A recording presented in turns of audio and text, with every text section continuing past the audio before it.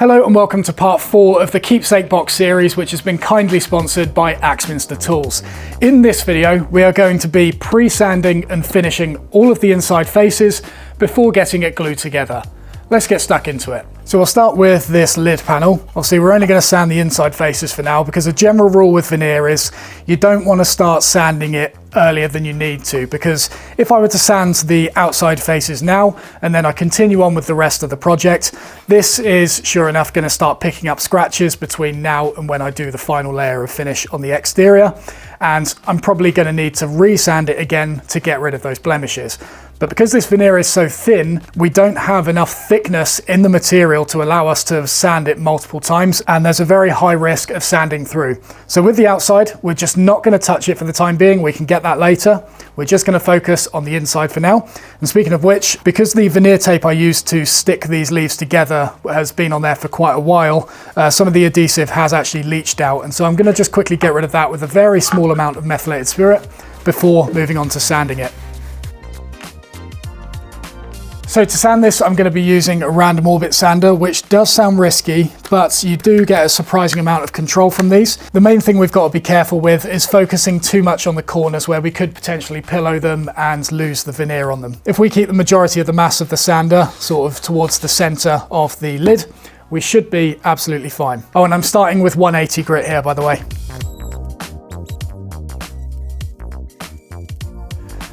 And to make this box even fancier than it already is, we're going to be inlaying one of these emblem coins that we've just began producing in-house. We started producing these ourselves because we weren't happy with the quality we were getting from other suppliers, and they're all produced here on our state-of-the-art laser equipment. And as you'll see in a minute, they're machined ever so slightly oversized so that you get a really nice snug fit with them, so that it makes getting them flush with the surface really nice and easy. They've also got a little chamfer on the bottom to help give it a leading edge, and then a groove around the outside to help catch any excess glue squeeze out. And so we'll put a link to it in the description below if you're interested. Obviously, you can upload your own logo, you can choose your background, and we've got various quantities available with bigger discounts the more you buy, of course. So I can still just about see the join line of this veneer. So we'll just measure halfway up the length of that, and then we'll just mark that with an awl to give us a good center point for the Forstner bit.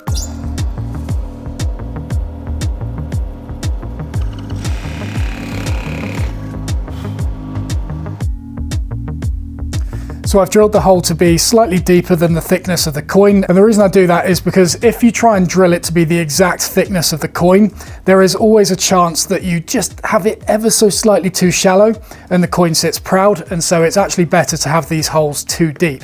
The problem is if your coin isn't a good fit in the hole and the hole is too deep, it'll end up dropping below the surface and it becomes just as bad. That's why we machine these to have a really good bite around the outside. And I like to install them after the first coat of finish, but before the second one. That way, when you glue this in, if you happen to get some epoxy squeeze out, the finish already surrounding it will resist that epoxy to some extent from soaking into the wood. But obviously, when you wipe it away, you will end up affecting the finish. But that's where the second coat of finish comes along and brings it back to a nice standard. But we're not going to put the finish on that just yet, because for now, we need to start sanding the inside faces of the sides.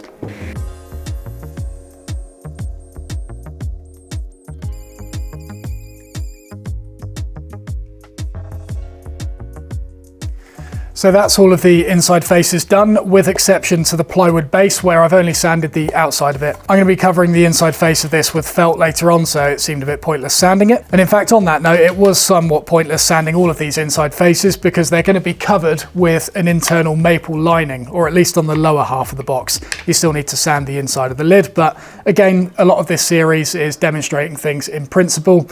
You always want to pre-sand and finish inside faces before assembling them together. So the only other bit we need to do now is take off the sharp corners on the interior edges of the box, because again, once it's all glued together, it's going to be very difficult to access them. And as for the lid panel as well, it's going to be quite difficult to add chamfers to the shadow gaps, and so we might as well do that now as well. And you can do this with a block plane or a hard sanding block.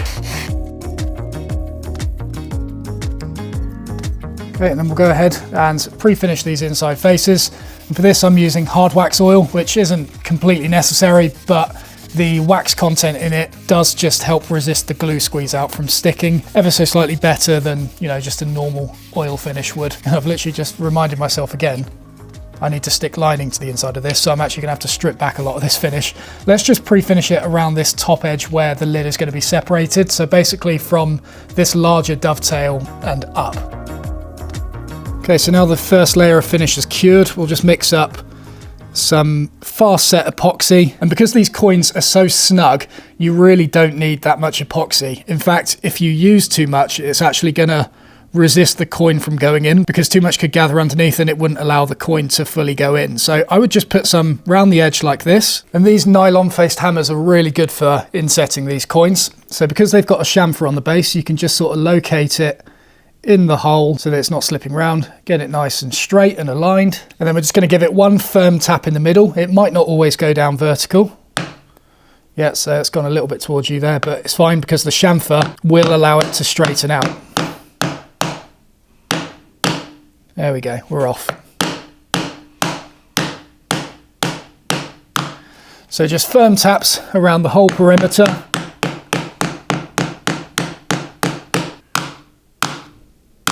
So now just a little bit of acetone to clean off all of that epoxy.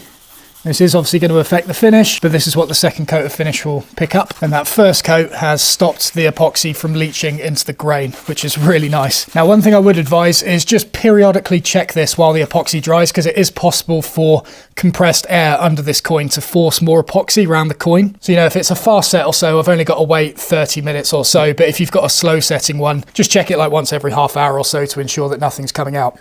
But that looks brilliant. So now with that all glued in, we can go ahead and do the second coat of finish. Don't worry about going over the coin, you know, especially with waxes, that's actually going to protect it from tarnishing to some extent. Just make sure to buff it off firmly afterwards.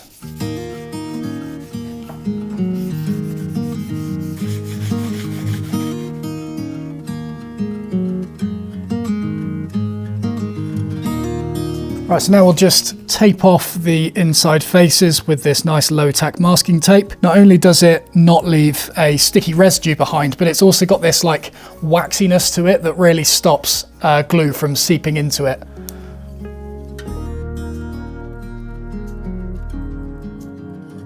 Okay, and then because I want this to be the front of the box and I want the coin to obviously be the correct way up when we open the lid, I'm just going to flip it down as if it were hinged at the back and mark which corner of the lid goes over which joint. Rightio, so I'm pretty sure we are all ready for glue up, and so I've cleared the bench mostly, and I've also gone ahead and made a bunch of gluing blocks which are going to sort of help mush the joints together. If you're not sure what these are or how to make them, the Toolbox project explains all of this in very fine detail, and so to keep this video succinct, we'll skip over it in this case, but there'll be a link up there if you want to know. We're also going to be using these parallel jaw clamps from Axminster, which I absolutely love. If you're making boxes, these are what you need, and we'll also be gluing it together with Titebond II. Other than that, we've got water on hand to wipe away any of the glue squeeze out. Obviously all of the joints have been taped, and it's now just a case of kind of going for it, to be honest. Obviously we've tested all of the joints one by one, but we haven't tested them all together yet, let alone with the base and the lid in situ. So it all comes down to this really. Let's do it.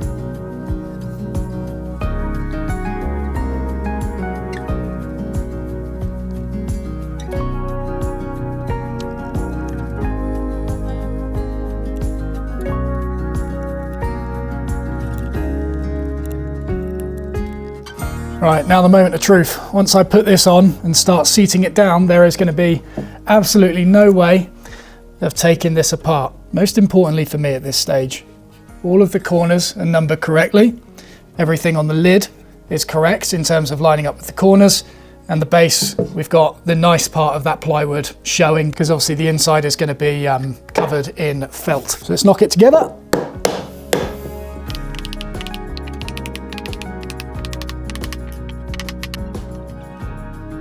So before wrenching down the clamps, we'll just get rid of all of this excess squeeze out. And it's good because it's a nice cold day today, so this glue is going to take bloody ages to actually go off. So I'm not really in any rush to start clamping this up. Titebond II does have quite a strong initial tack, so on a warm day, when you glue it up, you do have to be pretty quick. There are ones with longer open times, but I like using this for the most part. And so now, while it's still visible, we'll just get this lid panel sort of centralized in the box. It might still slip around a bit after the clamps are applied, but we can just get started on it. So yeah, sometimes you can use a ruler to space it out and sort of almost use it like a crowbar, but you are liable to damage it. If not, I just like using a wide block like this that hits basically the entire surface that I'm trying to knock, and preferably have it made from a softer material than the wood on top. And this is the nice thing about that little chamfer we've got on there as well, because you can angle the wood to match that chamfer and then just give it a few knocks in whatever direction you need to get it central. Now we are likely to get some glue squeeze out within the joints. Technically glue this lid in place. There'll be a small amount in each corner, but I've never had any real problems with this. I think there'd be so little glue in the corners that if this lid were to want to move, it would actually break free of them because the glue joints are so small. But that said, you do want to make sure there's not like excessive squeeze out that's locking this lid in place, because it's solid wood, you do want it to move. The plywood base, on the other hand, you could actually just glue that in position if you wanted. That's not going to need to go anywhere. So I think that's as good as I'll get it for now. I'll just measure the diagonals to see where we're at in terms of squareness. And it's close, it's about 1 millimeter away, which is close enough for this stage, because by the time we apply clamps, we're going to need to adjust it anyway. So for this, I'm now going to stick some tape over the tails and the pins for that matter. And this is going to be what we stick the gluing blocks to. And we'll do that with just a little bit of super glue. And having the tape here just means that you're less likely to pull out the grain when knocking off these blocks later. Right, there we go. Gluing blocks in position. Let's get it mushed together. Now, while I could get away with, I think, using 4, 2 across the width and 2 over the top like this, because I've got an abundance of clamps here, I might end up loading a few more onto it, because that will let me get more pressure on these top tails here where the clamps aren't quite reaching. Axminster do some deeper, heavy duty ones, which you probably saw me use during the veneering stage earlier. But yeah, I'm going to get a few more. If you've only got 4 of these clamps, there's nothing stopping you just finishing this off with a F clamp or a G clamp if you've got one that big. It doesn't really matter. So there we go, and then I think we can just get one in between these on either side, and that'll be enough to finish off the pins. Okay, we are just ever so slightly longer in this one, and so whatever diagonal you're longer in, that's the angle in which you want to tilt the clamps towards. So we can do that with these 2 on top. We can sort of just angle them ever so slightly that way by loosening them like that, and then keeping this one planted where it is, but spinning it out like this. Not to that extent, you probably only need like a couple of degrees, if that. So you can either do it with these ones, or you can do it with these ones that I've got in the middle here as well. They're currently going horizontal like this, but there's nothing stopping me slightly tilting them towards that longer diagonal as well. Sometimes it takes a bit of experimentation, but you'll be surprised how little it takes to pull it in. So I'll just angle these top 2 ones to start with. Retighten them. I think I actually saw the box move there. Perfect.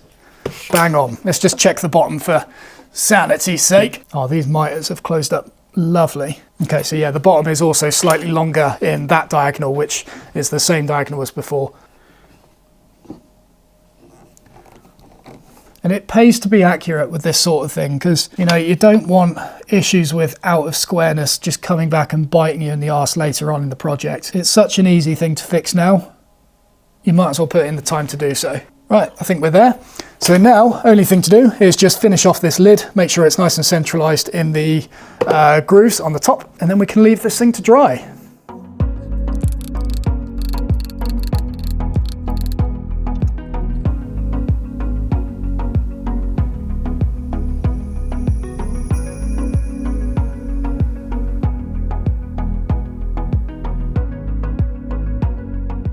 Okay, so I've taken the box out of the clamps, and my lord, we've certainly got some cleanup to do. You know, you tend to get used to using certain tools, and when you put new ones in your hands, such as these Japanese saws and marking knives and stuff that I'm not used to using, maybe you don't quite get the results you're always looking for, or maybe I'm just making excuses. But either way, it is a perfect demonstration now to show you how to fill some gaps, and yeah, we'll get this thing cleaned up and get it prepared to separate the lid in the next video.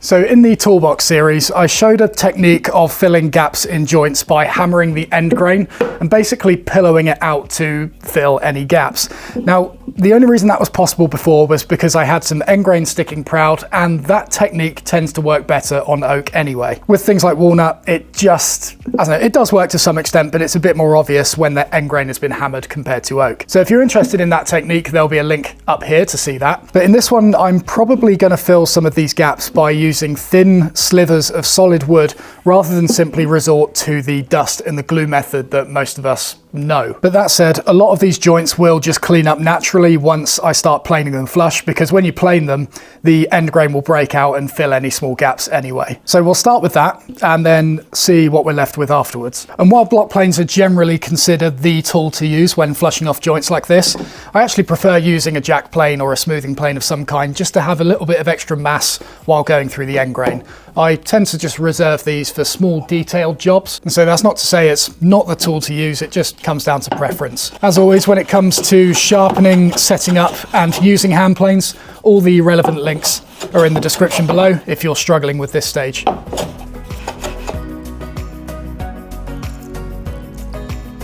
So let's take a look at the results and evaluate what sort of work needs to be done on these joints. Now, gaps like the one you're seeing here, you can generally get away with that age-old dust and glue trick because it's so small, you're not going to see that kind of weird discoloration that happens when you mix glue and dust together and then apply a finish afterwards. However, when it comes to slightly larger gaps, like the one you're seeing down here, particularly when they go to the end grain and then wrap around the end like that, this one, like, you know, you can always go ahead and do that dust and glue trick, but it is going to be more obvious on slightly larger gaps like this. And because that hammering of the end grain trick isn't available to us, instead I'm going to have to approach it in another way. And the way we'll do this is by shaving some material off of this scrap piece that we've got, and then use those shavings to fill any of the gaps. So I'll just create sort of basically a load of these chips, and they can be various sizes and thicknesses and stuff. We'll just find ones that suit certain joints more than others. You know, we might need some corners like this in order to fill corners of joints. And the nice thing about this, with all of these chips, when we insert them, we can actually orient them to match the grain direction of the joints. And so by the time it's planed flush, the end grain of this chip is exactly the same color as the end grain of the joint,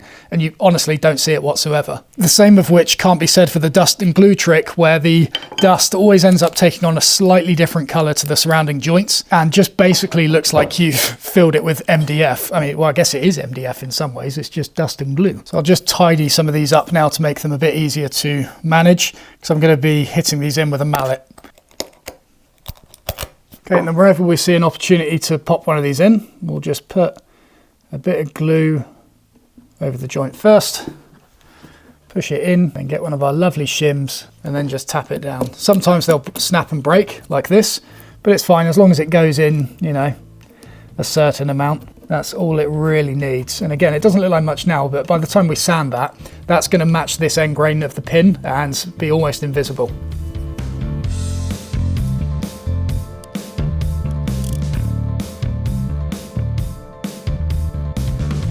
Right, and then while the glue from those fillers is still wet, we're going to go ahead and start sanding it. And obviously the dust created from this will fill those remaining gaps, but I'm only going to take it up to 120 for now. There's no point doing the finishing sanding, because if I do that, it's just going to get scuffed between now and separating the lid.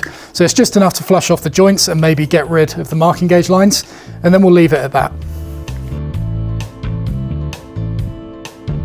So we've got an interesting thing happening here in that my bench dog decided to leave these lovely dents in the top of this material. And so in order to get rid of this, we are going to steam it out, because the effect that steam has on wood and water in general, in fact, is that it obviously causes it to swell. And so with these areas of compressed grain, we're going to swell them up to become flush with the surrounding surface and then sand them flush as normal.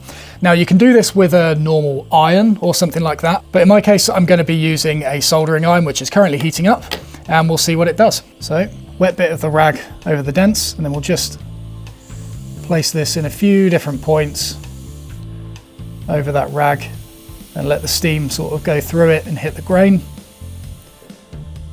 That's, that's already got rid of a few of them. It's very satisfying, this. I love it. And look at that, they're gone. Just see if we've got any others. I think I actually have already picked one up on one of these faces somewhere.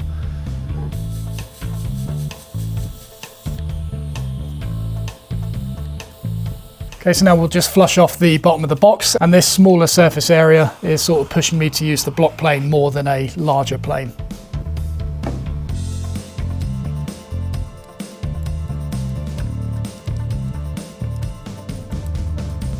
Cool, and then we can finish that up with sandpaper later. And then it's just this top surface. Now this we're going to have to approach slightly differently because this veneered lid panel is actually sitting slightly proud of the sides, and so it's going to be difficult to flush these down with a plane of this shape, of course. If you've got a shoulder plane, then this would be a perfect opportunity to use that. But to be honest, these joints are close enough that I could just get away with sandpaper, and because we've steamed out most of the dents and the damage, there's no sort of heavy material removal required. So again, I'm not going for a smooth finished surface here. I'm just going for enough to remove any unevenness using some 120 grit, because it's much easier to do it now while the box is in one piece rather than have a separate lid. Once it is separated, that's where we can come up and do the final cleaning with some finer sandpaper. Okay, and then all this planing and sanding on these surfaces has created some sharp edges, and so just for our own protection while we separate the lid later, I'll just sort of slightly arris them. We'll do this properly later on, but these corners can be pretty brutal if you catch your finger on them. Okay, and then finally this lid panel, where I'm going to start with 180 grit, but again we will save the fine sanding sort of around the 240 grit until a later stage, because this is going to pick up scuffs between now and then, and I'll probably hit the rest of these sides with this same 180 grit as well, just to take them a step further. But again, fine sanding later on, don't mess around with it now.